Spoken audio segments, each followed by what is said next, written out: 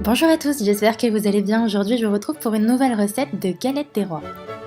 Personnellement, ma préférée, c'est celle à la frangipane, donc c'est ce qu'on a fait aujourd'hui. Enfin, c'est pas la vraie frangipane pâtissière, c'est plutôt une crème d'amande. Personnellement, je préfère, je trouve que ça a plus le goût de l'amande. Donc c'est parti, on commence par peser les ingrédients. On va avoir besoin de 150 g de beurre pommade. Donc le beurre pommade, c'est un beurre qui est mou, qu'on peut travailler comme ça à la fourchette. Faut pas non plus qu'il soit fondu.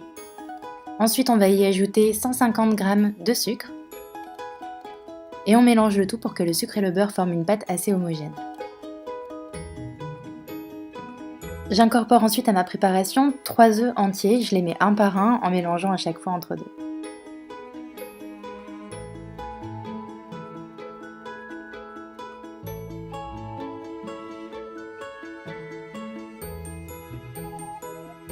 On va ensuite ajouter la poudre d'amande, donc je mets 150 g de poudre d'amande.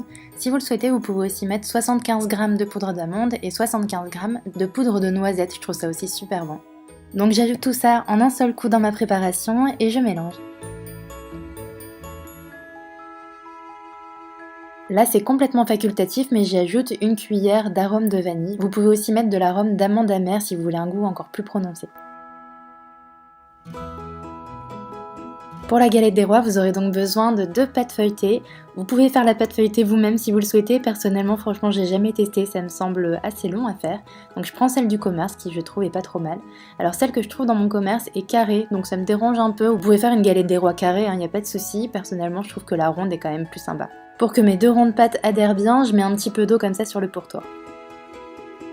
Et bien au centre, j'y ajoute ensuite ma crème d'amande. J'essaie de la répartir à peu près uniformément en faisant attention de laisser à peu près 1 à 2 cm de bordure. Puis vient l'étape hyper importante, la fève. Oui, voici ma fève. Alors en fait, il faut savoir qu'à la base, la galette des rois, on y mettait une vraie fève, comme ça, une fève complètement crue. Donc personnellement, j'avais pas de fève moulée artisanale, donc j'ai fait à l'ancienne, j'y ai ajouté une petite fève. Et ensuite, je viens ajouter le deuxième rond de pâte bien au-dessus. J'aplatis bien les côtés pour éviter que la pâte ne s'ouvre à la cuisson et fasse ressortir la crème d'amande. Et ensuite on passe au décor. Là vous pouvez laisser complètement libre cours à votre imagination.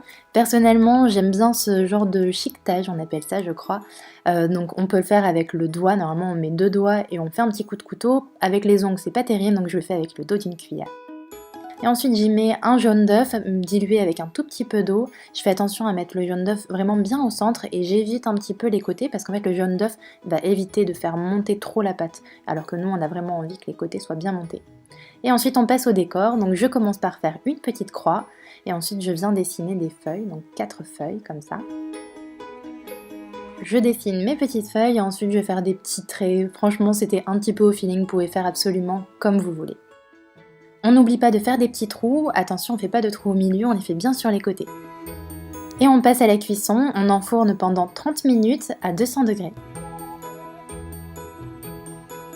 Et voilà ma galette des rois, elle a bien gonflé, elle est bien dorée et on voit bien les motifs, donc je suis assez contente. On a de la crème d'amande vraiment partout, on n'a pas de creux, etc. Donc c'est vraiment au top. Et la galette des rois, c'est vraiment le truc du dimanche à partager en famille, c'est juste trop bien. Donc maintenant, vous n'avez plus qu'à confectionner vous-même une jolie couronne pour élire le roi ou la reine de l'année. J'espère vraiment que cette nouvelle recette vous aura plu. Je vous dis à très bientôt pour de nouvelles vidéos. Bye bye!